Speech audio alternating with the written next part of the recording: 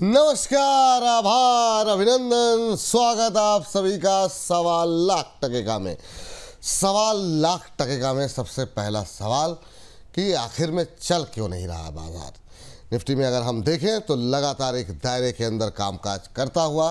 सवाल नंबर 2 उससे भी ज़्यादा महत्वपूर्ण, मिड कैप शेयरों की गिरावट अब डरा रही है, क्योंकि मिड कैप शेयरों की वजह से पोर्टफोलियो के अंदर अब प्रेशर बढ़ता हुआ दिखाई दे रहा है। क्या मिड कैप शेयरों की गिरावट यहां से और गहराएगी या फिर मिड कैप शेयरों में आएगी रिकवरी? इस प्रश्न का भी उत्तर हम आज कार्यक्रम में तलाशेंगे। सवाल नंबर 3, एफआईज आखिर में क्यों फिर से हो रहे हैं बिकवाल। लगातार एफआईज की बिकवाली के नंबर फिर से एक बार जो है वो बढ़ते हुए दिखाई दे रहे हैं, और बाकी आप लोगों के जो भर भर के सवाल आ रहे हैं उसके उत्तर तो हम तलाशेंगे ही। सर, बहुत बहुत स्वागत आपका। पहली टिप्पणी मार्केट पर क्या रहेगी, ये कैसे देख रहे हैं? ख़ास तौर से अभी जिस तरह की वोलेटिलिटी देखने को मिल रही है, खैर सेंसेक्स की एक्सपायरी है, छोटा हफ्ता है, जो आपने बताया है कि बाज़ार में अभी महत्वपूर्ण स्तर बाज़ार ने तोड़े नहीं है निफ्टी ने, खास तौर से कैसे देख रहे हैं मार्केट को आप? बिपुल जी, गुड आफ्टरनून आपको एंड सारे व्यूअर्स को। देखिए, अभी भी देखा जाए तो मार्केट में एक प्रेशर तो सर बन रहा है, एंड ये आपका बहुत ही अच्छा ऑब्जर्वेशन है कि mid cap and small cap में सेलिंग प्रेशर ज्यादा हो रहा है। फिलहाल निफ्टी ज्यादा नीचे नहीं आया है, लेकिन मिड कैप में जिस तरीके से यहाँ पे सेलिंग प्रेशर आ रहा है, लग रहा है कि एक बार और थोड़ा नीचे आएगा। इनफैक्ट मैं जो मिड कैप निफ्टी है वो मैं देख रहा था, मिड कैप जो इंडेक्स है, अभी भी देखा जाए तो मिड कैप निफ्टी 13,420 के आसपास का प्राइस है। इनफैक्ट रिसेंटली एक ब्रेकआउट भी आया था, ब्रेकआउट के बाद अभी करेक्शंस में आ रहा है। सो कहीं ना कहीं आप, मुझे लगता है कि जो 420 425 के आसपास का चल रहा है, एक बार ये 13,000 तक नीचे आने के लिए रेडी हो रहा है। सो कहीं ना कहीं एक बार जो मुझे लग रहा है कि करेंट जोन से भी 400 से 500 पॉइंट नीचे हेल्दी करेक्शंस हो सकता है। तो जिनके पास पोजीशन है, मुझे लगता है कि और थोड़ा नीचे देखने के लिए रेडी हो सकता है। और ओवरऑल मार्केट देखा जाए, निफ्टी 25,608 अभी चल रहा है, 25,520 का आज डे लो था। वहां से देखिए धीरे धीरे एक रिकवरी भी आ रहा है। इनफैक्ट बैंक निफ्टी का भी देखिए 57,000, बैंक निफ्टी में 57,740 के आसपास का अभी प्राइस चल रहा है। मुझे लगता है कि बैंक निफ्टी एक बार 57,500 57,400 के आसपास का एक स्टॉप लॉस होना चाहिए शॉर्ट टर्म में, जिनका व्यू है। बाकी बने रहिए, ऐसा कुछ ज्यादा प्रॉब्लम मैं नहीं देखता चार्ट में, एंड मुझे लगता है कि जिनके पास पोजीशन है बने रहने का ही सलाह होगा। ठीक सर, एक टिप्पणी मैं अलग से चाहूँगा मिड कैप पे, जरा एक बार आप बताइए कि क्या मिड कैप को लेके कोई टेंशन हो रही है क्या सर? क्योंकि अब धीरे धीरे करके जिस तरीके से प्रेशर बढ़ रहा है, और ऐसा लग रहा है कि सारे सेक्टर्स के अंदर जो है वो एक थोड़ी सी चाल उनकी थमती दिखाई दे रही है। ये क्या आगे चल कर के दिग्गज शेयरों को भी प्रभावित करेंगे, और निफ्टी इंडाइसेस और बैंक निफ्टी पे भी प्रेशर बढ़ेगा क्या आगे चल के? क्योंकि शुरुआत वहाँ से होती हुई दिखाई दे रही है। आपका ऑब्जर्वेशन क्या कह रहा है अभी के लिए? सर, अभी भी ऑब्जर्वेशन करने जैसा कोई सिचुएशन है नहीं। लगातार तो जिस तरीके से एक सेलिंग बाइंग प्रेशर देखने को मिल रहा था, तो थोड़ा बहुत प्रॉफिट बुकिंग चल रहा है। सर, मार्केट ने 24,000 को रेस्पेक्ट किया ही हमारे लिए बहुत बड़ा बात है कि एटलीस्ट मार्केट क्रैश वाला जो सिचुएशन उस टाइम पे नहीं आया। 25,000 के ऊपर अभी भी प्रॉब्लम नहीं है, लेवल टू लेवल चलेंगे। 25,000 के नीचे कभी भी आता है तो वहां पे थोड़ा टेंशन करने जैसा सिचुएशन होगा, फिर से क्रैश ना आ जाए। लेकिन 25,000 के ऊपर 26,000 से अभी 400 पॉइंट नीचे गिरा, अभी अगर हम टेंशन करेंगे तो मुझे लगता है कि ये थोड़ा फास्ट हो जाएगा। और मिड कैप स्मॉल कैप में ऑलवेज प्रेशर थोड़ा बहुत ज्यादा रहता है। बाइंग भी आता है, तगड़ा बाइंग आता है, सेलिंग भी आता है तो तगड़ा सेलिंग आता है। तो इसीलिए स्मॉल कैप मिड कैप में मुझे लगता है कि 2-4 दिन और थोड़ा यहाँ पे कंटिन्यू सेलिंग प्रेशर देखने को मिल भी सकता है, लेकिन ऐसा कोई इमीडिएट लेवल पे वो क्रैश वाला सिचुएशन और प्रेशर इंक्रीज होने वाला सिचुएशन चार्ट में नहीं आ रहा है। चल ठीक है सर, तो कुल मिला जुला करके लब्बो अब ये है कि सबसे पहले आपको घबराना नहीं है। बाज़ार में उतार चढ़ाव बना रहता है, इस बात को कंसीडर कर लेना चाहिए। चलिए अब जरा सवाल जवाब का सिलसिला शुरू करते हैं। बड़ी संख्या में भर भर के लोग सवाल भेज रहे हैं, और अगले जो है 1 घंटे कम से कम जो है लगातार धुआंधार तरीके से सिर्फ सवाल जवाब करते हैं। सुनील सिंह जी के सवाल के साथ शुरू करते हैं। आइनॉक्स विंड पे ये कह रहे हैं कि 3 महीने के लिए मैंने लिया हुआ है सर 156 पर, और 150 शेयर इनके पास हैं। कह रहे सर की राय और टारगेट क्या होगा प्लीज़ बताइए। 156 पर प्रदीप जी बोले थे बाय के लिए, तो 156 पे बोला गया था आपको, तो स्टॉप लॉस भी बोला गया होगा सर। लेकिन अभी आइनॉक्स विंड को क्या कहा जाए सर, क्या किया जाए? 152 के आसपास है, इनके लिए क्या सलाह रहेगी आपकी? सर देखिए अभी 151 के आसपास का प्राइस है एंड मुझे लगता है कि एक सपोर्ट है ऑलमोस्ट 140 139 के अराउंड। सो 140 के नीचे जब तक नहीं जाएगा ना, इसका ट्रेंड अभी तक खराब नहीं है। मार्केट में सेलिंग प्रेशर देखने को मिल रहा है, इस वजह से आपको आइनॉक्स स्विंग पे भी एक सेलिंग प्रेशर आया है। एक हेल्दी करेक्शंस हो रहा है, कुछ प्रॉब्लम अभी तक चार्ट में नहीं आया है, ब्रेकडाउन वाला कोई सिचुएशन है नहीं, बिल्कुल बने रहने का सलाह होगा। बने रहिए, अभी होल्ड करने की ही सलाह है। 3 महीने का इनका नज़रिया। सर इन्होंने जो स्पेसिफिक सवाल जो किया है कि सर टारगेट क्या हो सकता है यहाँ पर, तो 3 महीने का इनका नज़रिया है, तो क्या एक कोई व्यू देंगे सर इनको आप? देखिए मुझे लगता है कि अभी भी बने रहने का सलाह होगा, कुछ भी तो सर प्रॉब्लम चार्ट में नहीं आया है। 135 का एक स्टॉप लॉस मेंटेन कीजिए और बने रहिए। चलिए ठीक, ये बात यहाँ पर है।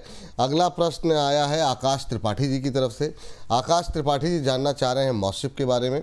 150 शेयर है इनके पास और इन्होंने ख़रीदा हुआ है 278 पर, और अभी जो है ये शेयर अब लगातार दबाव दिखा रहा है और गिरते गिरते आज की गिरावट काफ़ी ज़्यादा गहरी है और 4.25% नीचे मॉसशिप 231 पे आ गया है सर। अब इनकी 1 महीने में 13% के आसपास के करेक्शन के बाद अब इनके लिए कोई गुंजाइश बची है क्या? यहाँ पर एवरेज कर सकते हैं या और नीचे जाने की अभी जो है आपको रास्ते दिखाई दे रहे हैं? क्या सलाह रहेगी? देखिए सर मॉसचिप को हमने कॉल जब फर्स्ट दिन दिया था 230 से ही दिया था। 230 से जब हमने कॉल दिया, हमने बताया था 280 एंड 300 के आसपास मॉसचिप आपको देखने को मिलेगा। हमें 260 280 ऑल टारगेट डन हुआ। 260 80 में जब आया हमने बताया था कि इस बार मॉसचिप 300 पार। अब द थिंग इज की सेलिंग प्रेशर देखने को मिल रहा है, थोड़ा बहुत ऊपर से हल्का भी हुआ है, लेकिन ऐसा नहीं है कि मॉसचिप का पैटर्न खराब हो चुका है। मॉसचिप खराब होगा 215 220 के नीचे, अभी फिर से एक बाइंग अपॉर्चुनिटी यहाँ पे मिलेगा। अब जब मार्केट में एक तरफा सेलिंग आता है तब कोई भी स्टॉक बच नहीं पाता है, नीचे आता है।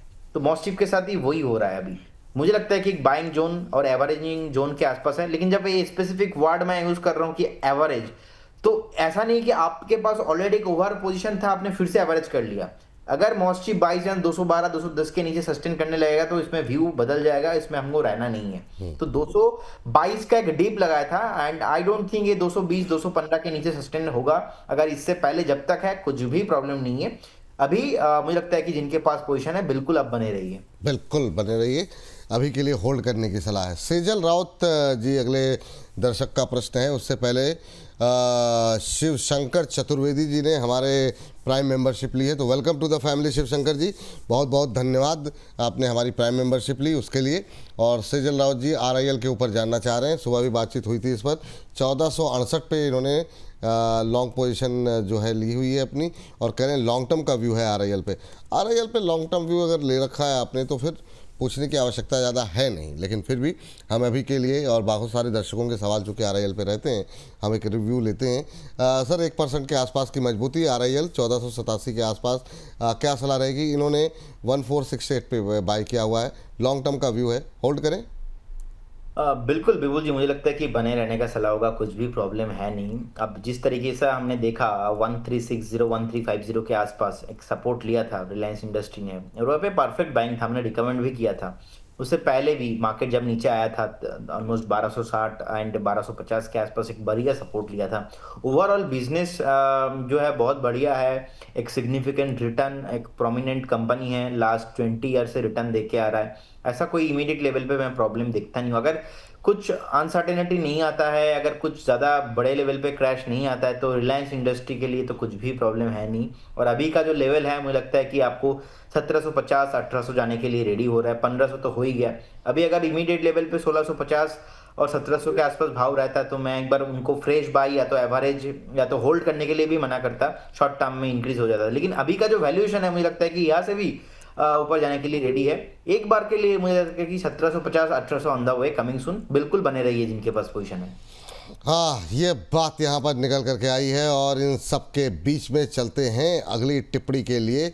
और अगला प्रश्न आया है सरफराज जी का, और सरफराज जी आपसे जानना ये चाहते हैं कि अभी क्या रणनीति होनी चाहिए LG को लेकर के। कह रहे हैं कि सर IPO के टाइम से होल्ड करके रखा हुआ है, अभी क्या करें? क्योंकि क्या एक बार के लिए एग्जिट करें, बने रहें? आपकी सलाह क्या रहेगी? एक बार ज़रा देखिए क्या बने रहना चाहिए या निकल जाना चाहिए? देखिए एलजी को लेके अगर आपने आईपीओ के टाइम से हमें फॉलो कर रहे हो तो डे वन में जो स्टेटमेंट था आज भी वो सेम स्टेटमेंट मैं रिपीट करना पसंद करूंगा। कोई भी कंपनी अगर जो अपना आईपीओ हाई होता है उसके ऊपर अगर सस्टेन नहीं करता है, चाहे वो एलजी हो, टाटा हो, बाटा हो, अदानी हो, कोई भी हो, हम रखते नहीं है हमारे पोर्टफोलियो में। लंबे टाइम के लिए व्यू है तो बने रहिए, क्योंकि ऑलरेडी हमने देखा बहुत बढ़िया एक लिस्टिंग गेन हुआ था। और इससे पहले हमने एनएसडीएल के साथ भी देखा था लिस्टिंग गेन होते हुए। इसके पहले हमने टाटा टेक्नोलॉजी के साथ भी देखा था बढ़िया लिस्टिंग गेन होते हुए। तो लिस्टिंग गेन जब होता है ना तब सडनली मार्केट थोड़ा स्टक हो जाता है 1-2 महीना 3 महीने के लिए, क्योंकि जो प्रॉफिट जो उसने रेज किया है प्राइस उसको फिर से ऑब्जर्व करना है। एंड कहीं ना कहीं मुझे लगता है कि एक बार एलजी के शॉर्ट टर्म जो सपोर्ट था 1620 1620 के आसपास वो ब्रेक हो चुका है, अभी 1607 में है। अगर किसी को फ्रेश बाय करना है ना आपको नीचे मिलेंगे, आपको फिर से 1550 1540 के आसपास तो इजीली मुझे लगता है कि एक बार यहाँ से भी 50-60 रुपीस नीचे आ सकता है। अब आज के डेट में हम यहाँ पे बैठ के ये बता ही नहीं सकते कि कितना नीचे जाएगा ये। तो इसीलिए स्ट्रैटेजी यही है, आईपीओ हाई के ऊपर ही बाय करना है और इसका जो सपोर्ट था 1620 उसके नीचे लेना नहीं है।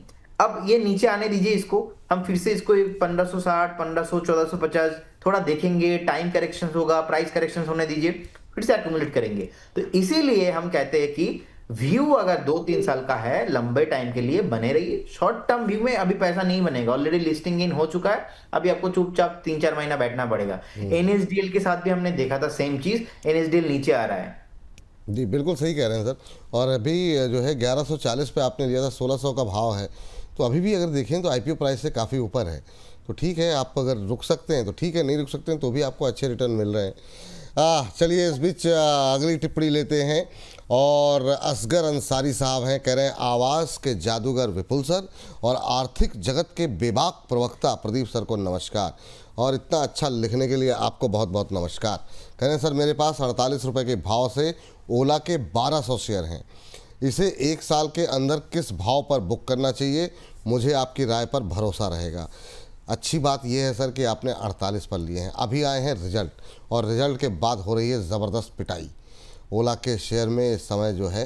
रिजल्ट के बाद हालांकि थोड़ी बहुत रिकवरी जो है देखने को मिली है, लेकिन नतीजे जो है, हालांकि अभी खबरों के खेल में हम डिस्कस करेंगे इसको, लेकिन फिर भी एक बार के लिए अगर हम रिजल्ट दिखा सकें तो अभी भी 3% के आसपास की गिरावट यहाँ पर देखने को मिल रही है। 48 पे बाय किया है, 48-55 के आसपास। हालांकि घाटा इनका घटा है, मतलब मुनाफा जो है इनका घटा है, क्या बोलेंगे, घाटा घटा है, सॉरी। ये जो है घाटा जो है पहले से कम हुआ है। लास्ट क्वार्टर में 495 करोड़ का घाटा था, अब 418 करोड़ का रह गया है। रेवेन्यू की बात करें, रेवेन्यू तो काफ़ी कम हो गया है। एबिटा में भी हम देख रहे हैं गिरावट देखने को मिल रही, नतीजे अच्छे हैं नहीं, और यही वजह है कि प्रेशर है। लेकिन तब भी देखें तो लोअर लेवल से थोड़ी सी रिकवरी यहाँ पर देखने को मिल रही है सर। अच्छी बात यह है कि 40-50 पैसे इनके हैं, अभी बन रहे हैं। क्या करें सर ओला पे? विपुल जी देखिए, अच्छा बात यही आपने बताया कि उन्होंने एटलीस्ट 48 में लिया है, तो आपके लिए स्टॉप लॉस रहेगा सिंपल 40 रुपीज के आसपास। 40 rupees will be your stop loss. 48 almost 8 rupees आपका रहेगा स्टॉप लॉस। कभी भी आपको एक कोई भी उछाल मिलता है, मुझे लगता है कि आपको एक बार निकल जाना चाहिए अगर आपका शॉर्ट टर्म का व्यू है तो। बाकी क्योंकि आपका रिस्क रिवॉर्ड रेशियो बहुत फेवरेबल हो रहा है, 8 रुपीज का स्टॉप लॉस कभी भी नीचे आता है, मैक्सिमम आप निकल जाइए। बाकी आप बने रहिए ना, क्या प्रॉब्लम है, कुछ भी प्रॉब्लम नहीं है। लेकिन मैंने कभी भी 55 58 60 रुपीज में कंफर्टेबल इसलिए नहीं होता हूं क्योंकि कंपनी नॉन स्टॉप ऊपर से नीचे आया है, नीचे से जितने भी बाउंस बैक आया था शॉर्ट टर्म में उसका ट्रेंड फिर से खराब हो चुका है, तो ये चलना थोड़ा मुश्किल हो जाता है। और ऐसा इमीडिएट लेवल पे कुछ पॉसिबिलिटीज नहीं दिखता है कंपनी के अंदर और रिजल्ट में भी कि इमीडिएटली ये भागेगा, ऐसा चार्ट में भी ट्रेंड में भी नहीं है। तो इसीलिए फ्रेश बाय करने का सलाह मेरे तरफ से कभी भी नहीं रहता, आज भी नहीं है। लेकिन आपने 48 में लिया है, 8 रुपीज के आसपास का एक स्टॉप लॉस जरूर मेंटेन करके जाइए और बने रहिए स्टॉक के साथ। चलिए ये बात यहाँ पर निकल करके आई है। और सर ये बताइए, आज एक और शेयर जो जिसमें एक तरीके से कह सकते हैं accident of the day, network technology 8.5% की गिरावट इस समय देखने को मिल रही है। हमारे एक दर्शक हैं जो जानना ये चाह रहे हैं कि क्या इस गिरावट में नई खरीदारी की जा सकती है, फ्रेश बाई की कोई गुंजाइश है या फिर आप इसे और नीचे आते हुए देख रहे हैं? इस पर सर अभी क्या व्यू रहेगा नेटवेब टेक्नोलॉजी को लेकर के? 3328 का लेवल जो है देखने को मिल रहा है, 3326 के आसपास, 8.5% नीचे और इंट्राडे लो पे ट्रेड करता हुआ।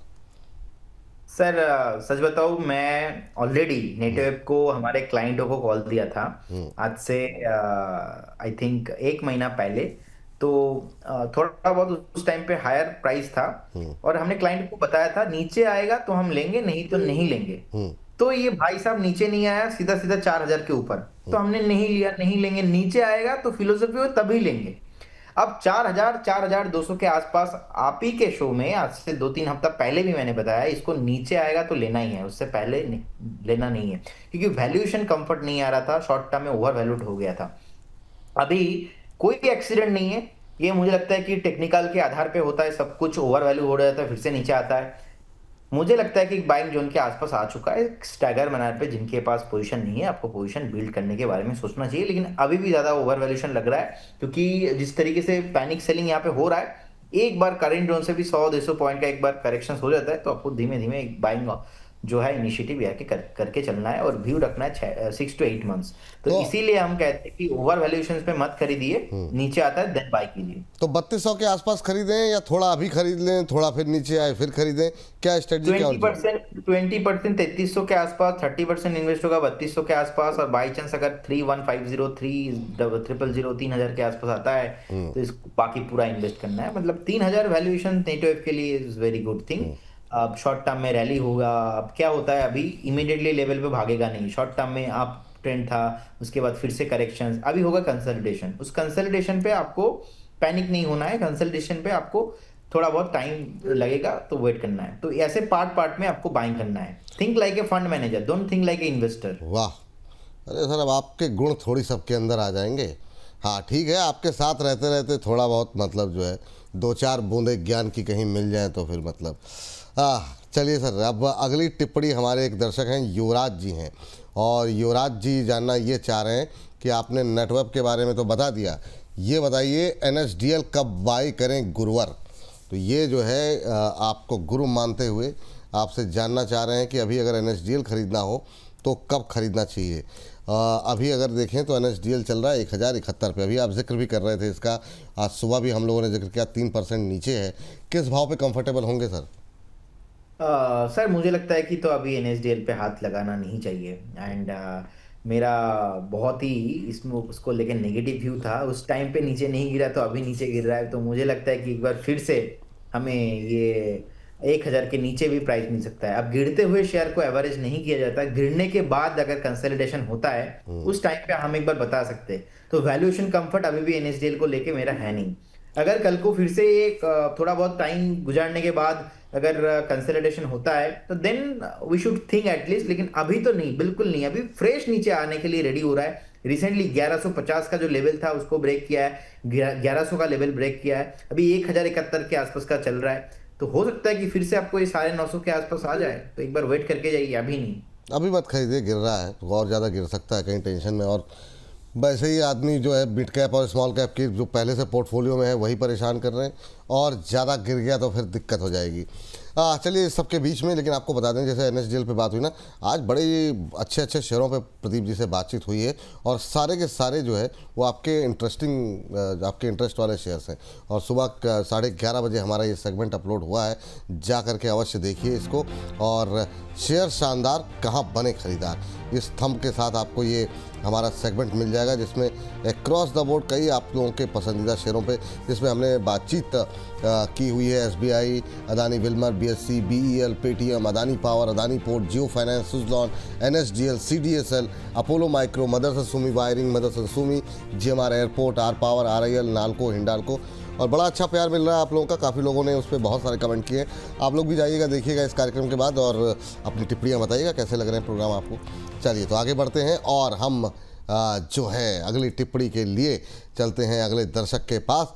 और ये प्रश्न जो है हमें भेजा गया है MBA PL को लेकर के शुभेंदु सरकार जी ने। विपुल सर, प्रदीप सर, आप दोनों का रॉक जोड़ी को नमस्कार। अच्छा, थैंक यू सर, बहुत बहुत धन्यवाद इतने अच्छे शब्द का प्रयोग करने के लिए। करें एमबीए पीएल में 525 शेयर हैं, 450 प्राइस में है, प्रॉफिट कब तक आएगा? प्लीज़ मेरा क्वेश्चन लीजिए। ले लिया sir Shubhendu Sarkar ji. Sir Pradeep sir, MBA PL पर भी आपकी शायद एक बार आपने कॉल दी थी। अभी क्या करना चाहिए सर? इन्होंने 450 के भाव पे लिया हुआ है, कह रहे हैं प्रॉफिट के लिए कितना इंतज़ार करना पड़ेगा? क्या सलाह रहेगी आपकी इनके लिए? सर बिल्कुल बने रहने का सलाह होगा। एक स्टॉप लॉस जो निकल के आ रहा है ऑलमोस्ट 376 377 के अराउंड, आप बने रहिए। आई डोंट थिंक ये नीचे आएगा। देखिए इतना गिरावट है मार्केट में, लेकिन फिर भी पर्टिकुलर इस कंपनी में वीकनेस नहीं है। तो कहीं ना कहीं मुझे लगता है कि अगर आप मैक्सिमम 1 से 1.5 महीना होल्ड आपको करने का सलाह मैं दूंगा। मुझे लगता है कि ये आपको 550 तक, 500 के ऊपर भी मिलेगा, 550 के आसपास भी मिलेगा। बढ़िया चार्ट पैटर्न है, बिल्कुल बने रहिए। 376 377 के आसपास का एक स्टॉप लॉस मेंटेन कीजिए। ये बात है यहाँ पर। और इस बीच हमारे एक दर्शक हैं अद्विका जी। अद्विका जी कह रही हैं सर आज काफ़ी पिटाई हो रही है इंडियन होटल्स की, कह रही है 600 पर लिया हुआ है सर, प्रॉफिट बुक कर लें क्या इसमें? आज बहुत पिटाई हो गई इसकी। तो रिजल्ट थे शायद इंडियन होटल्स के, और उसके बाद से प्रेशर बढ़ता हुआ यहाँ पर दिखाई दे रहा है इंडियन होटल्स पे। 4.25 4.5% की गिरावट। लेकिन अच्छी बात यह है कि इनकी खरीद से अभी भी अच्छी खासी दूरी है। तो क्या सर ये गिरावट और बढ़ेगी क्या? एक बार के लिए प्रॉफिट बुक कर लें?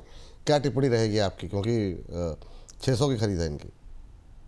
सर बिल्कुल मुझे लगता है कि एक बार ना यहाँ से भी नीचे आने के लिए रेडी हो रहा है। सो कहीं ना कहीं मुझे लगता है कि एक बार पर्टिकुलर ये जो स्टॉक है, एक बार यहाँ से भी 70 to 80 पॉइंट नीचे आ सकता है। मतलब अभी का एक सपोर्ट है ऑलमोस्ट 667 के आसपास। अगर वो सपोर्ट भी ब्रेक करता है, मार्केट अगर और नीचे आता है, मैक्सिमम 600 तक नीचे आ सकता है। लेकिन पर्टिकुलर मैं जितना समझता हूँ स्पेस पे प्रॉफिट ही होने वाला है। अल्टीमेटली लॉस बुक करने का कुछ भी मीनिंग है नहीं। तो बने रहने का सलाह होगा, एग्जिट मत कीजिए। बने रहने की सलाह है, एग्जिट ना करें, ये बात यहाँ पर निकल के आई है। अच्छा एक चीज़ है, कोई लोगों की टिप्पणियाँ आई थी, लेकिन सर ये जो आपने और आपके बड़े भाई साहब ने मिल करके कॉल दी थी चेन्नई पेट्रो, पहले आप फिर रचित सर, क्या धुआंधार चला है सर। आज के गिरते बाजार में भी मतलब ये अब 1% डाउन हुआ है। अभी क्या करें सर? क्या इसमें, हालांकि आज काफ़ी देर तक होल्ड करने की कोशिश की इसने, लेकिन अभी चलिए ठीक है, बाजार के साथ ये भी नीचे आया क्योंकि मिड कैप पे प्रेशर बढ़ा है। अब ये 1% की गिरावट में क्या करना चाहिए जिन लोगों के पास, जो लोग प्रॉफिट में हैं? और क्या इसमें और ज़्यादा अपसाइड बाकी है अभी, या फिर दूरी बना लें, या दोनों को देखिएगा, चेन्नई पेट्रो को भी और इसके साथ एमआरपीएल भी बहुत शानदार चला, इन दोनों पे ही आपकी राय जानना चाहेंगे। और अगर फ्रेश एंट्री करनी हो तो किन लेवल्स पे आप कंफर्टेबल होंगे? 1 महीने में 20% की रैली। सर मुझे लगता है कि मैंने जो टारगेट दिया था, मेरा दोनों टारगेट आ गया था। रचित जी ने भी जो टारगेट दिया था, रचित जी का भी टारगेट आ गया था।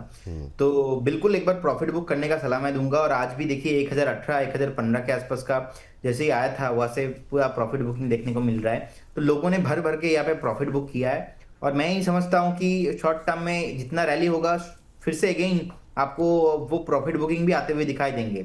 लॉन्ग टर्म में व्यू चेंज हुआ नहीं, और किसी ने यहाँ पे लॉस किया भी नहीं। तो बहुत ही बढ़िया ट्रेड था। और मेरे कॉल देने के बाद ही रचित जी ने भी कॉल दिया था, तो एकदम बहुत जबरदस्त यहाँ पे मुनाफा हुआ। अभी भी प्रॉफिट में ही है, तो प्रॉफिट बुक करने का ही मैं सलाह दूंगा। मैं एक बार फिर से इसको 870 850 के आसपास आता है तो बाय करने के बारे में सोचूंगा। ठीक, अभी खरीदना नहीं है ना? नहीं अभी तो हाँ काफ़ी चल गया, सही बात है। और अच्छे पैसे बनाए, मतलब ये ऐसा ट्रेड था इसमें सबने, मतलब जिस भी लेवल पे लिया होगा अच्छे पैसे बने हैं। उसके बाद भी चला, टारगेट पूरे होने के बाद भी ठीक ठाक चला है। चलिए आकाश जी हैं हमारे साथ, बातचीत करते हैं। आकाश जी को नमस्कार। नमस्ते सर। कैसे हैं आकाश जी, कहाँ से बोल रहे हैं? सर मैं प्रयागराज से हूँ। प्रदीप सर को भी नमस्ते। हाँ प्रदीप सर ने आपका नमस्ते स्वीकार कर लिया है। प्रयागराज से बोल रहे हैं आप। क्या माहौल चल रहा है सर? ठंड बढ़नी शुरू हो गई अब? जी अभी तो नॉर्मल ही है। अभी नॉर्मल है, चलिए ठीक है। यहाँ सुबह सुबह हो रही है ठंड अब दिल्ली के अंदर। बताइए कैसे लग रहे हैं प्रोग्राम आपको सर? सर मैं आपका प्रोग्राम देख ही रहा था, मतलब तो अच्छा लग रहा है, बहुत बढ़िया है। Thank you sir, thank you Aakash ji. कैसे याद किया सर, क्या सवाल है आपका? सर मैंने RVNL का लिया है, 90 क्वांटिटी है सर, 340 के रेट पर 1 साल तक रुक सकता हूँ उसमें। और IRFC का 200 क्वांटिटी है 125 पे, दोनों मतलब 1 ईयर तक रुक सकता हूँ। IRFC 125 पे लिया है ना? जी सर। दोनों में 1 साल तक रुक सकते हैं। चलिए अच्छा है कि आपका नज़रिया 1 साल का है। रेलवे ने बहुत निराश किया सर। अब देखना होगा कि अब रिजल्ट कैसे आते हैं इन लोगों के, लेकिन अभी तक तो निराशा ही देखने को मिल रही है। अब जो कुछ उम्मीदें हैं थोड़ी बहुत वो बजट को लेकर के हैं, और चूंकि 1 साल के नज़रिए वाले हैं तो बजट को ध्यान में रख सकते हैं। आपकी टिप्पणी क्या रहेगी सर? दोनों पे ही राय जानना चाहेंगे, आरवीएनएल और आईआरएफसी। देखिए, ओवरऑल अगर इस स्पेस को विपुल जी देखा जाए, वैल्यू इन्वेस्टिंग के तौर पे ना अभी वैल्यू आ चुका है। अब देखेंगे आरबीएनएल 320 के आसपास का प्राइस अभी है। मुझे लगता नहीं कि ये अपना 270 280 उसके नीचे जाएगा। मुझे लगता है कि इससे ज्यादा पैनिक आता है तो मैक्सिमम 300 उसके नीचे मैं नहीं देख पा रहा हूँ। कहीं ना कहीं ओवरऑल देखेंगे, लास्ट 6-8 महीना हो गया, 1 साल हो गया, हम डेली डिस्कशन कर रहे हैं, लेकिन ये ओवरऑल जो स्पेस है ये कंसोलिडेशन मोड पे है। तो कंसोलिडेशन मोड पे अभी भी कंटिन्यू होने वाला है। अब कंसोलिडेशन मोड तब तक नहीं इससे बाहर निकलेगा जब तक यहाँ पे कुछ भी बूस्टिंग वाला न्यूज नहीं आएगा, गवर्नमेंट का फिर से फोकस नहीं आएगा। तो ये एक साइकिल है, ये साइकिल अभी भी खत्म नहीं हुआ। ये खत्म होगा, मे बी अभी भी टाइम लगेगा, it will take at least 2 to 3 months। तो जिनके पास पोजीशन है, मैं बोलूंगा चिंता करने का कोई विषय यहाँ पे है नहीं। गवर्नमेंट का फोकस है, बजट में अगर कुछ भी अच्छा न्यूज आ जाता है तो डेफिनेटली ओवरऑल स्पेस भागेगा। तो जिनके पास पोजीशन है बने रहने का सलाह होगा, लेकिन फ्रेश बाय करने के लिए आपके पास टाइम होना चाहिए, क्योंकि ये कंसोलिडेशन मोड पे है, अभी नहीं चलेगा जी। अभी नहीं चलेगा। और दूसरा आईआरएफसी पे सर लेवल्स बता दीजिए एक बार। सर आईआरएक्स पे मुझे लगता है कि 110 18 108 108 110 के आसपास का एक सपोर्ट है, वो ब्रेक नहीं होना चाहिए। तो एक स्टैगर मैनर पे बाय करने का सलाह रहेगा, लेकिन ओवरऑल रेलवे स्पेस नहीं चल रहा है तो आप बाय करेंगे, अभी आपका 2-3 महीना चुपचाप बैठना ही पड़ेगा। तो इसीलिए जिनके पास ऑलरेडी बाइंग है, आप बने रहिए। अगर कभी भी मोमेंटम आता है अपना रडार पे रखिए और एक पोर्टफोलियो बना लीजिए, कुछ स्टॉक्स रेलवे से, कुछ स्टॉक्स अपना डिफेंस से, वैसा होना चाहिए, लेकिन पूरा एकदम एक्सपोजर नहीं होना चाहिए। ठीक है सर। एक दिन सर एक सेगमेंट रखेंगे पोर्टफोलियो वाला, अभी पोर्टफोलियो कैसे बनाएं और पोर्टफोलियो में क्या रखा जाए, और फिर उसको 1 साल बाद विजिट करेंगे, रिविजिट करेंगे। गोविंद सोनी जी कह रहे हैं 2 सितारों का बोनस पर मिलन है आज की बात। आज की बात, वाह वाह वाह वाह, बहुत शानदार। जुपिटर वैगन को लेकर के सवाल इन्होंने किया है। 300 शेयर इनके पास हैं 421 के भाव पर। ये जानना चाह रहे हैं क्या करें। एक और रेलवे शेयर आ गया है आपके लिए, और अभी जो है जुपिटर वैगन का भाव देखने को मिल रहा है 316, 400 के ऊपर की खरीद। जुपिटर वैगन 421 पे लिया है और अब 105 रुपये पर शेयर का इनको हो रहा है लॉस सर। और ये भी फंडामेंटली कहीं कोई समस्या नहीं। ऑर्डर्स की भी बीच बीच में खबरें आती रहती हैं, पर वो रेलवे का जो अभी एक तरीके से सुस्ती है वो उस पर भी खुमार है, छाया हुआ है। अभी क्या करें सर जुपिटर वैगन, क्या कोई एवरेजिंग की सलाह रहेगी? सर एवरेज अगेन नहीं करना है, ओवरऑल इंडस्ट्री नहीं चल रहा है तो एवरेज करेंगे, फंसे रहेंगे। जैसा है वैसा ही चुपचाप बने रहिए। इसमें नीचे आते आते इतना नीचे आ चुका है, इससे ज्यादा नीचे मैं नहीं देख पा रहा हूँ। मैक्सिमम ऐसे और 10% का, मतलब एक्सट्रीमली पैनिक सिचुएशन में हो सकता है। लेकिन जिनके पास पोजीशन है आप बने रहिए, फ्रेश बाई अभी भी नहीं करना है। ओवरऑल जब तक स्पेस में कुछ मोमेंटम नहीं आएगा, कुछ ब्रेकिंग नहीं आएगा, ओवरऑल कोई भी स्टॉक भागेगा नहीं। बाय करेंगे, हाइट में बाय करेंगे, फू में बाय करेंगे, नुकसान आपका ही होगा। नुकसान आपका ही होगा। चलिए इस बीच अगली टिप्पणी लेते हैं, और ये टिप्पणी आई हुई है कहाँ चला गया जी, कांजी खेर जी ने भेजा हुआ है। एससीआई को लेकर के, शिपिंग कॉरपोरेशन ऑफ इंडिया के बारे में जानना चाह रहे हैं सर। कह रहे हैं कि मेरे फेवरेट प्रदीप सर से पूछिए कि 257 के भाव पर लिया हुआ है, निकल जाएं या बने रहें, क्या करें? सर इस गिरते बाज़ार में थोड़ी बहुत जो हरियाली है वो एससीआई को देख के आ रही है। शिपिंग कॉरपोरेशन के अंदर क्या मूव है, 5.6% का मूव, 265 का लेवल जो है देखने को मिल रहा है। क्या सलाह रहेगी सर? मतलब जिस तरीके का मूव देखने को मिला है, सुस्ती देखने को मिल रही थी, सब लोग कह रहे थे कितना सुस्त शेयर है, लेकिन अभी के इस माहौल में सबसे ज़बरदस्त आउट परफॉर्मेंस जो है डिफेंस के अंदर ये दिखा रहा है। क्या टिप्पणी रहेगी सर? इन्होंने 257 पे लिया है तो इनके हो गए यहाँ पर 7 रुपये बन रहे हैं, तो क्या वेट करें, कोई ट्रेलिंग स्टॉप लॉस लगाएं, क्या स्ट्रेटजी होनी चाहिए शिपिंग कॉरपोरेशन में? और चूंकि जब तेज़ी में आते हैं तो बहुत लोग पूछते हैं खरीद लें कि ना खरीदें, तो उनके लिए भी ज़रा कुछ राय आप दे दीजिए, क्या करें? सर हमने ऑलमोस्ट 6 to 7 मंथ डिस्कशन किया, ऑलमोस्ट 210 से 230 इस रेंज के अंदर फंसा हुआ था। कितना डिस्कशन किया, उसके ऊपर नहीं आया। और अभी जैसे कि 245 242 के ऊपर सस्टेन किया, अभी हम कितना भी डिस्कशन करेंगे ये उसके नीचे नहीं आएगा। तो 6 महीना पहले का अलग ट्रेंड था, अभी का इसके अंदर अलग ट्रेंड है। मुझे लगता है कि इस ट्रेंड में उनको रखना चाहिए, बेचना नहीं चाहिए। बहुत सस्टेनेबल एक कंपनी है। इनफैक्ट अदर्स सिमिलर स्पेस से जितने भी इनका पेयर कंपनीज है वो चल चुका है, एसीआई नहीं भागा है। एंड मुझे लगता है कि बहुत जल्दी आपको 300 एंड 340 भी आना चाहिए। बहुत जल्दी मतलब भी इसको बहुत जल्दी की तरह ना देखिए, 6 to 8 मंथ का व्यू रखना है। जब भी मैं कोई भी कॉल दे रहा हूँ इंटरडे में, मतलब मेरा सर कुछ डिफॉल्ट चीज होता है वो मैं बता रहा हूँ। जब भी मैं कोई बाई कॉल दे रहा हूँ, मतलब 4 से 5 दिन 10 दिन का एक डिफॉल्ट व्यू है, इंटरडे नहीं है। जब भी मेरा मिड टर्म मैं यूज करता हूँ, मतलब 6 to 8 मंथ्स का एक व्यू है। बाजार है इमीडिएट लेवल पे भागता नहीं है, तो कुछ EPS, earning, sales, revenue, fundamental के आधार पे बाजार चलेगा। तो लोगों को ना विपुल सर एक एक्सपेक्टेशन हो जाता है कि तुरंत चाहिए, तुरंत तुरंत, तो सब नहीं होगा। देखिए जैसे ही मिड कैप निफ्टी थोड़ा बहुत नीचे आया है, कितना ज्यादा पिटाई हो रहा है। इसीलिए पोजीशन साइजिंग आपको मेंटेन करके जाना है। विपुल सर आज ना मेरे पास दो एक कॉल आया था, क्योंकि ये नंबर देख के बहुत सारे लोग कॉल भी करते हैं टीम को। ऐसे ऐसे लोग फोन कर रहे, एक ही स्टॉक में 2 करोड़ 3 करोड़ इन्वेस्ट कर दिया। तो हम पूछ रहे कि आपको बताया किसने कि इतना क्वांटिटी इन्वेस्ट करना है? बोला नहीं सर, हमको अच्छा लगा तो हमने ले लिया। तो पता नहीं कि सर इतना एडुकेशन, इतना फाइनेंशियल अवेयरनेस देने के बाद, डेली बात करने के बाद भी हर लोगों का एक ही गलती, दो एक स्टॉक में पूरा कैपिटल इन्वेस्ट करके देता है। तो ये मुझे लगता है कि लोगों को थोड़ा सतर्क होना चाहिए। और सर एसीआई मैं पॉजिटिवली देख रहा हूं। मुझे लगता है कि 235 का एक स्टॉप लॉस बने रहिए, 300 के ऊपर जाने के लिए दे दिए। इतने पैसे इस तरीके से, मतलब अगर इतना ही आसान होता पैसे बनाना गुरुदेव, तो मतलब इतनी मेहनत क्यों करनी पड़ती है? आदमी मतलब इतना काम क्यों करता? एक दर्शक ने लिखा भी था एक बार के लिए, कह रहे हैं ये जो बताते हैं विपुल जी की यहाँ पे फ़ायदा होगा या नुकसान होगा, 2 महीने सैलरी नहीं आएगी तो पता लग जाएगा, तो इनको कुछ नहीं आता। बात आपकी बिल्कुल सही थी, मतलब मुझे लगता है 3-4 दिन हो गए। लेकिन इसका दूसरा पहलू देखिए सर, हम ये नहीं कह रहे हैं कि मतलब जो है आप रातों रात करोड़पति बन जाए। हम ये कह रहे हैं कि जो आपके पास पैसे बच रहे हैं उन पैसों को आप कहाँ लगाएंगे जिससे कि आपकी सेविंग ज़्यादा होगी। बैंक एफडी में लगा रहे हैं, आप कहीं और लगा रहे हैं, उससे अच्छा अगर आप अच्छे शेयरों में लगाएं, साल भर 1.5 साल 2 साल का नज़रिया आपका है, एक उसमें से एक छोटा सा अमाउंट निकाल लीजिए सीखने के लिए।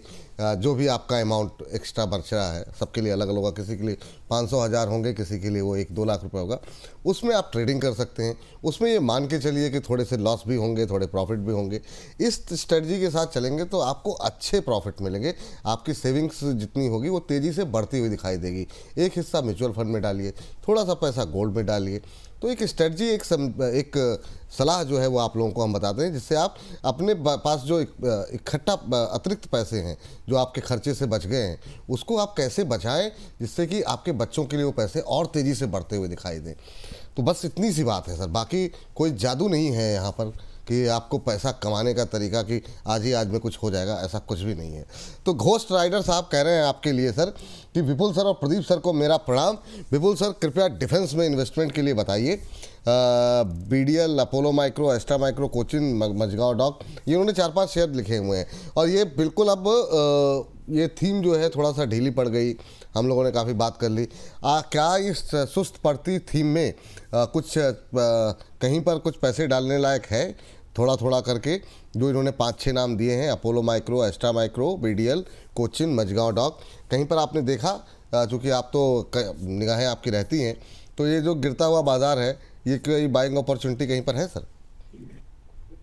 विपुल सर देखिए, मुझे लगता है कि ओवरऑल देखा जाए तो डिफेंस सेक्टर में एक कंसोलिडेशन फेज में फंसा हुआ है।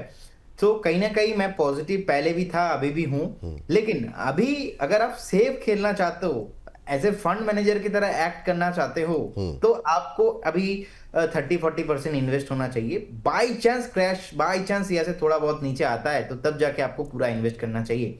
अगर मैं कुछ स्टॉक स्पेसिफिक भी बात करूं, मुझे BEL, HAL no doubt, Mazagon dock भी अच्छा लगता है, एपोलो माइक्रो भी बहुत बढ़िया लगता है। लेकिन इतने जो भी कंपनीज है, सारे कंपनीज पे अभी करेंट जोन से बाय करने का सलाह नहीं रहेगा। मुझे लगता है कि यहाँ से थोड़ा बहुत और करेक्शन पॉसिबिलिटीज है। अब उस करेक्शंस पे आपको एक्यूमुलेशन करने का सलाह रहेगा। अब करेंट जोन से आप मैक्सिमम 20-25% एक्सपोजर ले सकते हो। अगर आप जितने अमाउंट इन्वेस्टमेंट करने के बारे में सोच रहे हो, उसके बाद जैसे ही थोड़ा बहुत आप मूवमेंट आता है, या तो और थोड़ा टाइम देख के आप थोड़ा फिर से नेक्स्ट जो आपका सेकंड इन्वेस्टमेंट रहेगा वैसे करके आप कीजिए, तो फिर आप पैसा बना पाएंगे, पोर्टफोलियो बनाइए। ट्रेडिंग करने का भी टाइम नहीं है डिफेंस में। डिफेंस में ट्रेडिंग करने का टाइम नहीं है, जो डिटेल आपको बताई गई है। अच्छा, इसमें कुछ 1 2 3 करेंगे क्या सर, कुछ बताएंगे, जो कि उनका बड़ा स्पेसिफिक सवाल था इन्वेस्टमेंट के लिए कहाँ पे, तो कोई 2 4 नाम है। एक तो BL आपका है पसंदीदा, इसके अलावा भी कोई नाम है क्या, क्योंकि इन्होंने जो नाम दिया था उनमें BL नहीं था। देखिए मुझे लगता है कि एपेलो माइक्रो अच्छा लगता है मुझे। मैंने 340 में बताया था नहीं लेना है, और 250 260 के आसपास लेना है। तो अभी आप रीजन ढूंढेंगे, अभी आप न्यूज देखेंगे, अभी आप रिजल्ट देखेंगे, जो भी देखेंगे ऑलमोस्ट आने के तरफ ही हो गया है। 250 260 ऑन द वे। तो मुझे लगता है कि यहाँ पे एक बाइंग इनिशिएटिव किया जा सकता है एपेलो माइक्रो के साथ। ठीक सर। हाँ चलिए, संजय जी हमारे साथ हैं, त्रिपुरा से हैं, तो प्रयागराज से सीधे चलेंगे त्रिपुरा। संजय जी को नमस्कार। हाँ नमस्कार सर, नमस्कार। कैसे हैं संजय जी? हाँ सर, अच्छे हैं सर। आपका प्रोग्राम सर बहुत ही अच्छा लगता है सर। जब आप प्रदीप सर और राजेश सर होते हैं ना, तो बहुत ही अच्छा लगता है सर आपका प्रोग्राम। अरे सर, थैंक यू सर, और आप लोग ऐसे ही प्यार करते रहिए। त्रिपुरा में सर बाकी लोग देख रहे हैं, कैसा रिस्पांस मिल रहा है, और अगर नहीं देख रहे हैं तो आप दिखाइए, क्योंकि आप रेगुलर देख रहे हैं कार्यक्रम। कैसा लग रहा है प्रोग्राम? ठीक है, हाँ बहुत ही अच्छा लग रहा है सर जी। क्या सवाल है सर, कैसे याद किया आज? सर मेरा क्वेश्चन था मेरीन इलेक्ट्रॉनिक्स पे सर। मैंने 40 शेयर लिया था 235 के रेट में सर, तो अभी क्या करना चाहिए सर, ये जानना चाहती हूँ। अच्छा, वो कितना क्या नजरिया क्या है, कितने समय तक होल्ड कर सकते हैं? तो सर लॉन्ग टर्म के लिए होल्ड कर सकता हूँ, कोई लॉन्ग टर्म के लिए होल्ड कर सकते हैं। चलिए, अभी तो आज काफ़ी प्रेशर में आ गया है सर, और अब तो प्रॉफिट तो क्या, अब आप हो गए हैं 3 रुपये के नुकसान में। 5% डाउन है आज, 232 233 के आसपास अभी ट्रेड करता हुआ। सर आज काफ़ी तेज़ी से प्रेशर बढ़ता हुआ यहाँ पर दिखाई दे रहा है। इन्होंने जो लिया है 235 के आसपास लिया है। आपकी टिप्पणी क्या रहेगी सर मरीन इलेक्ट्रॉनिक्स को लेकर के, इलेक्ट्रिकल्स को लेकर? विपुल जी, फंडामेंटली बढ़िया कंपनी है। मुझे लगता है कि उनका अगर लॉन्ग टर्म भी व्यू है तो 207 एक स्टॉप लॉस उनको मेंटेन करना चाहिए, क्योंकि हम टेक्निकल पे कभी भी लेवल ब्रेक होता है ना, तो उसके नीचे बात नहीं करते, क्योंकि हमारा ऐसा मानना है जब भी आप कोई भी स्टॉक में इन्वेस्टमेंट करो तो एटलीस्ट यू शुड नो कि आपका टारगेट एंड स्टॉप लॉस कितना होना चाहिए। तो अभी तो 232 के आसपास का प्राइस है, मैक्सिमम 207 पे एक स्टॉप लॉस मेंटेन कीजिए, बने रहिए। 248 250 में एक रेसिस्टेंस है, जैसे ही वो ब्रेक करेगा फिर से आपको यहाँ पे बाउंस बैक देखने को मिलेगा। अब मार्केट का सेंटीमेंट अभी उतना पॉजिटिव 2-4 दिन में, एक हफ्ते पे आई डोंट थिंक कि रहने वाला है, तो इसीलिए आपको मोमेंटम भी नहीं दिखेगा। तो इसीलिए लॉन्ग टर्म व्यू रखना अच्छा बात है, लेकिन कहीं ना कहीं स्टॉप लॉस भी मेंटेन करना बहुत इंपॉर्टेंट होता है। और आप टारगेट तो ऊपर में बेच देंगे कहीं ना कहीं, लेकिन स्टॉप लॉस नीचे आता है तो आपको एग्जिट करना चाहिए। तो स्टॉप लॉस 207 जे बात जो है, स्टॉप लॉस का रखें ध्यान। सर आज काफ़ी क्वेरीज सुबह भी थी, सुबह हमने डिस्कस भी किया, और हम बार बार इसीलिए दर्शकों से कह भी रहे हैं कि वो प्रोग्राम आप लोग देखिएगा।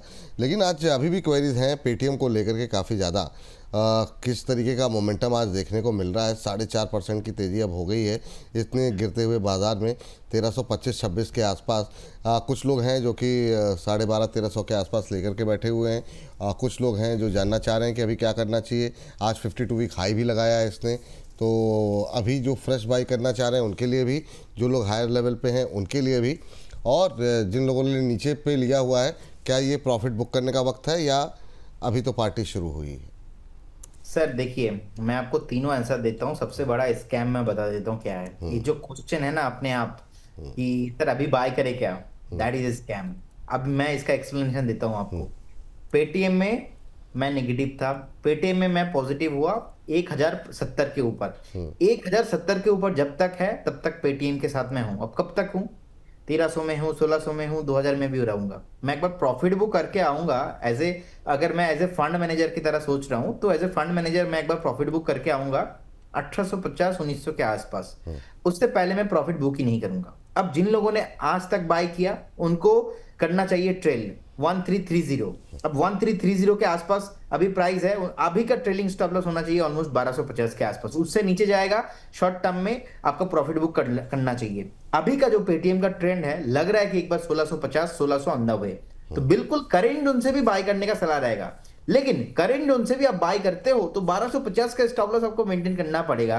अब पेटीएम में विजय शेखर शर्मा जी ने जिस तरीके से पेटीएम पेमेंट बैंक, पेटीएम तो currently SEBI registered decision analyst का भी लाइसेंस लिया है, जिस तरीके से बोर्ड मेंबर्स को जो ऑनबोर्ड किया है, करेंटली धंधे को चेंज किया है। अब आईपीओ बहुत ओवर वैल्यूएशंस में था, पेटीएम के बहुत नेगेटिव न्यूज था, मुझे लगता है कि वो सब टाइम ना चला गया है पेटीएम के साथ।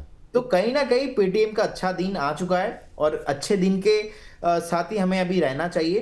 तो मैं अभी पॉजिटिव हूं, लेकिन ये जो क्वेश्चन है कि अभी बाय कर ले, क्या अभी बाय कर लेंगे तो 1250 का ही स्टॉप लॉस है भाई साहब, इसको आपको मेंटेन करना है। तो अगर आप 1250 के नीचे देखते हो तो फिर आपको बेच देना चाहिए अकॉर्डिंग टू माय इंटरप्रिटेशन। तो इसीलिए एक स्टॉक में ना अलग अलग अलग अलग राय बन जाता है, तो ये ना एक्सप्लेनेशन नहीं होता कहीं पे भी, तो इसीलिए लोगों का ना बहुत बड़ा अमाउंट लग जाता है, लॉस हो जाता है। So you have to very clear about that. जब भी आप कोई स्टॉक में इन्वेस्ट कर रहे हो, सुनो सबका करो खुद का, लेकिन अलग अलग पैरामीटर से इसको एनालिसिस अगर हम करते, सेंटिमेंट, फंडामेंटल, टेक्निकल, तो पॉजिटिव है। 1650 1700 अंदा वे है। ठीक सर, ये बात यहाँ पर निकल के आई है। और अगली टिप्पणी जो है वो लेते हैं ACME सोलर को लेकर के। ACME सोलर, एक्मे सोलर के ऊपर हमारे एक दर्शक हैं सुमित गुप्ता जी, जो कि करंट लेवल पे बाय करना चाह रहे हैं। तो क्या ये लेवल सही है नई खरीदारी करने के लिए? अभी अगर हम देखें तो ये भाव देखने को मिल रहा है 268 का, 2% के आसपास की गिरावट देखने को मिल रही है और बीते एक महीने में 6-7% करेक्ट हुआ है। क्या ये सही लेवल है या फिर और नीचे जाने का इंतज़ार करें नई खरीदारी के लिए? मुझे लगता है कि sir this is the perfect level for buying also. ये इससे ज्यादा नीचे नहीं जाना चाहिए, फिलहाल जाएगा भी लेकिन वो आपको मैक्सिमम 250 तक जा सकता है, लेकिन ये एक परफेक्ट जोन है। मतलब if you want to invest, आप यहाँ पे 40-50% एक बार निवेश करके जा सकते हो। परफेक्ट जोन है, बिल्कुल बने रहिए। चलिए, राजन जी हैं हमारे साथ बातचीत करने के लिए। राजन जी को नमस्कार। हेलो। हेलो राजन जी, नमस्कार। नमस्कार। नमस्कार जी। कैसे हैं राजन जी आप? बस बढ़िया, आप बताइए। हम बहुत अच्छे हैं सर। और कैसे लग रहे हैं कार्यक्रम आपको हमारे? बढ़िया लगते हैं जी। Thank you sir. बताइए क्या प्रश्न है आपका? ये मेरे पास इंडस टावर है 343 में और 340 में 500 शेयर। तो अभी इसे हाँ जी 343 और 300 है। हाँ जी हाँ जी। अच्छा अच्छा, चलिए ठीक है। 500 शेयर हैं आपके पास। और अभी कब तक होल्ड कर सकते हैं इसे आप? लॉन्ग टर्म रख सकते हैं। लॉन्ग टर्म रख सकते हैं। सर एक 500 शेयर पे इनको 60 रुपये पर शेयर का प्रॉफिट हो रहा है, एक जगह 100 रुपये पर शेयर का प्रॉफिट हो रहा है। लॉन्ग टर्म होल्ड कर सकते हैं और अच्छी रिकवरी है आज की इस गिरावट में। इंडस टावर जो है अच्छा मजबूती दिखाता हुआ।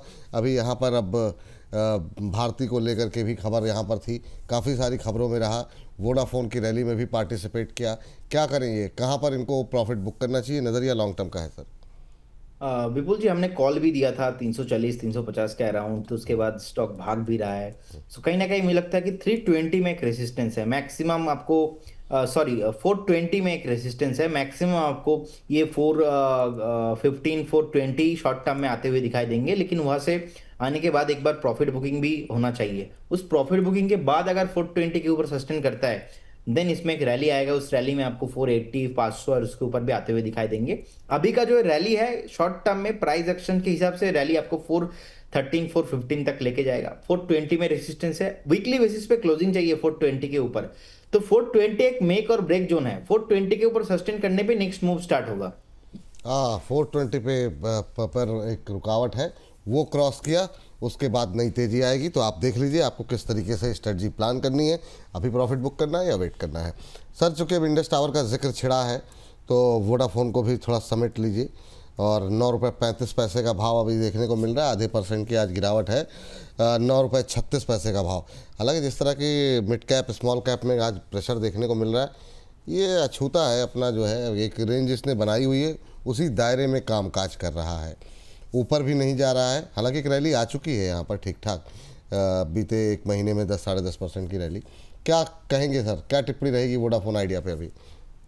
बिल्कुल बिल्कुल, जिनके पास पोजीशन है बने रहिए with stop loss of 7.50। Fresh उनको बाय करना है जिनका रिस्क टेकिंग एबिलिटी बहुत हाई है, लेकिन मेरे तरफ से रिकमेंडेशन नहीं रहेगा। बहुत चर्चाओं में रहता है येस बैंक, वोडाफोन आइडिया, ऐसे स्टॉक्स। तो अगर आपको थोड़ा बहुत रिस्क आप लेके जा सकते हो तो 13-14 का एक टारगेट मुझे लगता है कि वो आना चाहिए। एक साइकोलॉजी के आधार पे आपको बोल रहा हूँ, क्योंकि टेलीकॉम इंडस्ट्री में जिस तरीके का रिफॉर्म हो रहा है एंड टेलीकॉम मिनिस्ट्री भी चाहता नहीं कोई एक कंपनी का मोनोपोली यहाँ पे हो जाए, तो बने रहने की सलाह होगा यहाँ पे एग्जिस्टिंग इन्वेस्टर्स को, लेकिन जो सेफ इन्वेस्टर है उनको नहीं इन्वेस्ट करना। चलिए ठीक है, और इन सब के बीच में 3 शेयर और ले लेते हैं, कोशिश करेंगे कि ये तीनों हमारे रात के मार्केट मास्टर में शामिल रहे। एक तो है स्विगी, ये हमारे एक दर्शक हैं, उनका नाम नहीं याद आ रहा, कोई बनर्जी साहब हैं, और बनर्जी साहब रात को डेली मैसेज करते हैं, सर आपने स्विगी पे बात नहीं की। और भाई साहब मैं रोज़ सोचता हूँ कि नहीं आज पहले जाते ही पहले स्विगी डिस्कस कर लूँगा, लेकिन फिर वो शो जब चलता है तो उसका अपना फ्लो रहता है, मिस हो जाता है। अभी उनका ध्यान ही आ गया, तो सर ज़रा स्विगी तो एक डिस्कस कर ही लीजिए ताकि वो रात में देखें तो उनको उनका उत्तर मिल जाए। अभी क्यों है 405 के आसपास चल रहा है, 405 406 साहब के भाव पे 2.25% की गिरावट है, एक महीने में करीब 4% करेक्ट हुआ है। आप क्या कहना चाहेंगे? अब उनका भाव मुझे याद नहीं है सर, फिर भी एक जनरल व्यू क्या रहेगा स्विगी को लेकर के? Sir mid term long term भी पॉजिटिव है, नीचे आ रहा है, बाइंग अपॉर्चुनिटी है। 385 380 के आसपास आता है तो परफेक्ट बाइंग जोन होगा। अभी भी देखना पड़ेगा क्योंकि नीचे आ रहा है, तो मैं एक बार कुछ दिन वेट करना पसंद करूंगा यहाँ पे फ्रेश बाई करने के लिए। तो बने रहने का सलाह होगा, कुछ भी इशू नहीं है, क्योंकि ओवरऑल मिड कैप पे एक प्रेशर आ रहा है, तो एक बार वेट करके इस पे एक्युमुलेशन करके जाइए।